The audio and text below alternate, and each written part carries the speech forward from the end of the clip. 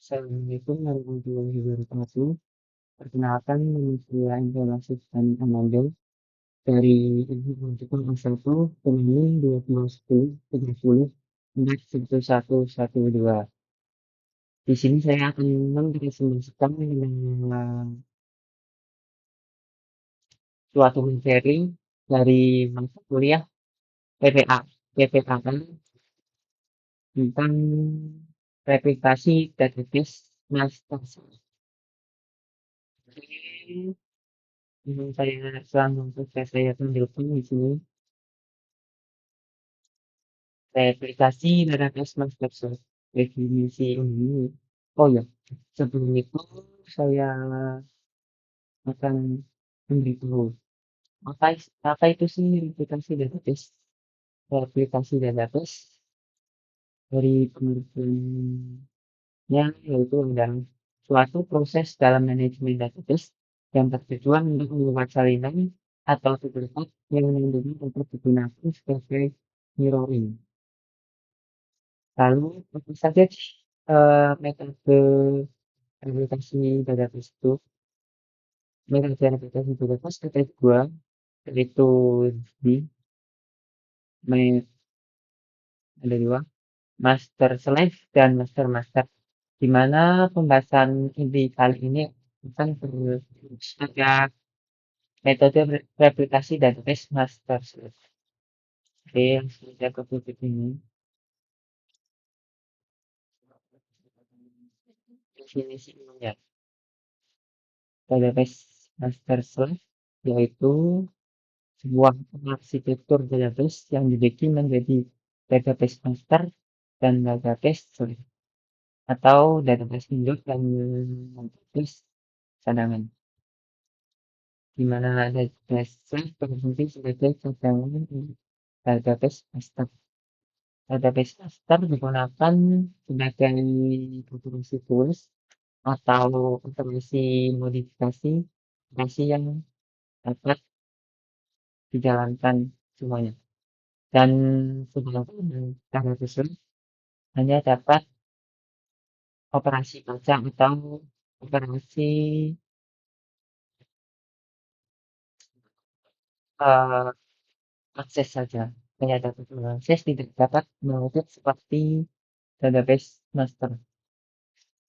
Oke, langsung ke slide 2 yaitu fungsi. Fungsi penggunaan dari database master slave yaitu ketika ada sebuah kasus atau sebuah kasus di sebuah situs di sebuah situs itu dipakai dengan berbagai terkait dengan data yang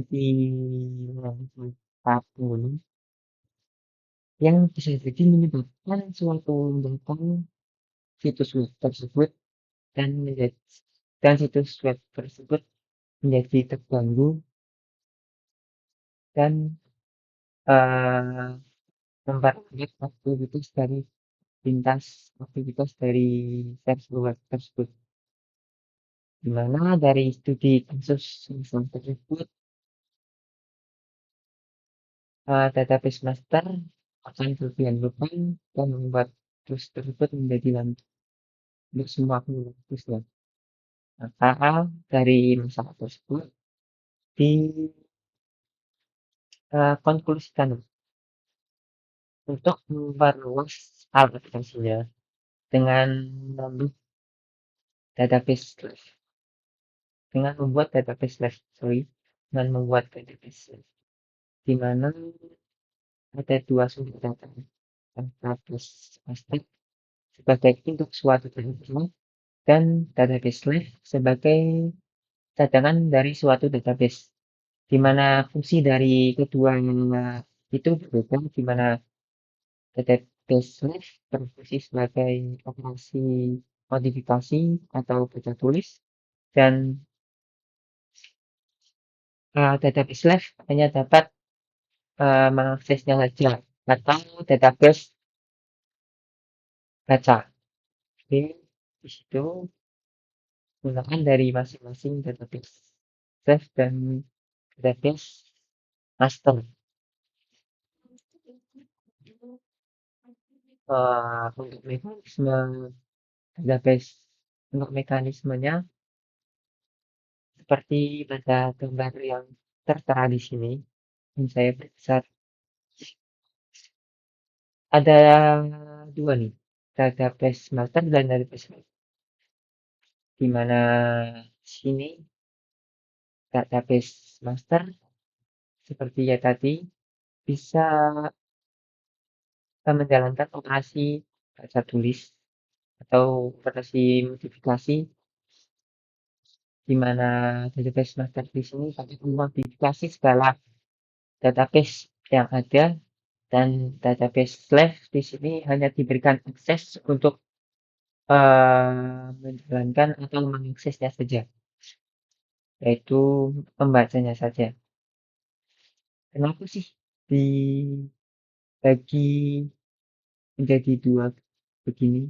Seperti tadi misalnya, apabila hanya ada satu database, yaitu database dan ketika ada beberapa web lain yang menjalankan yang meminta suatu data dalam suatu maka news dari mekanisme ini akan terganggu ketika database ini tidak ada, maka akan mengganggu dari operasi atau aktivitas dari sebuah situs atau software, di mana di situ bisa memperdalam situs tersebut dan menghambatnya pada semua pada semua klien yang meminta sebuah data. Maka diperlukan suatu database component, dan istilah menggunakan database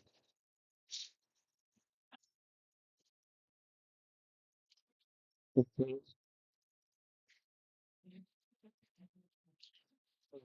langsung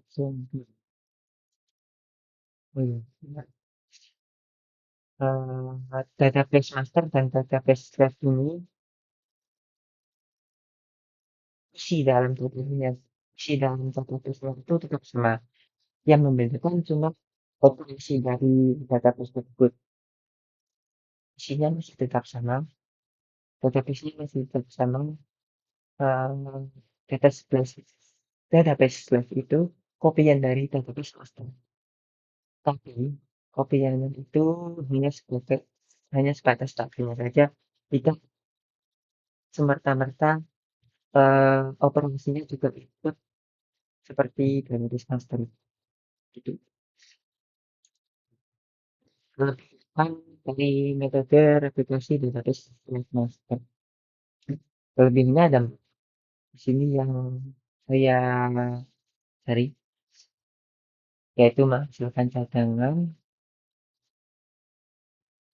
menyediakan cadangan yang andal melalui database slave mereka. Kedua, memperluas skala aplikasi saat pengguna bertambah, penting untuk memberikan pengalaman pengguna yang lancar pada pengguna. Yang ketiga, menyebarkan beban. Mungkin ada situasi ketika kita memiliki suatu master dan ingin modifikasi database yang berbeda ke slave yang berbeda. Keempat, meningkatkan kinerja, yaitu seiring bertambahnya jumlah slave yang terhubung ke master beban meskipun minimal juga meningkat karena setiap slave menggunakan koneksi klien ke master. Ada kelemahan dari metode replikasi database master slave. Ada empat juga yang saya search, yaitu operasi tulis yang dikuasai sulit untuk diukur, permintaan tulis yaitu permintaan tulis untuk dikuasai hampir dapat ditingkatkan skalanya, dan yang kedua replikasi asinkron terkadang gagal, yaitu asinkron berarti dua atau lebih operasi yang terjadi dalam sistem yang independen dan tidak tergantung atau mempengaruhi satu sama lain. Dan yang ketiga, tidak ada flyover otomatis. Jika master gagal, Slash harus didorong untuk menghentikan master. Yang keempat, login harus dibaca setiap kali data disalin. Yaitu setiap slash menambahkan beban ke master karena login harus dibaca sebelum menyalin data ke log slash.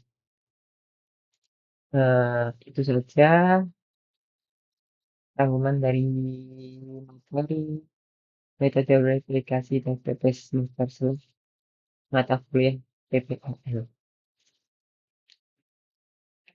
Untuk referensi yang saya cari ada di sini. Referensinya ada dua dari situs web, eh, dari rumah Lens Hosting Solution dan Mas dari sini webmedium.com. Sini tulisan dari Jenny Maksman tentang master slash regulation data konsep untuk pemula. Sini sebagian besar dari pengumuman materi PPT-nya saya ambil dari sini, mulai dari gambar dan lain-lain. Oke, mungkin singkat itu saja dari saya. Kurang lebihnya saya mohon maaf jika ada perkataan yang salah atau bagaimana. Oh iya, maaf jika audionya kurang jelas karena di tempat saya ini lagi hujan, jadi mungkin nanti hasil audionya akan ada suara-suara hujan atau gimana, atau suara saya yang kurang jelas di sampaian video materinya. Oke, itu saja dari saya. Wassalamualaikum warahmatullahi wabarakatuh.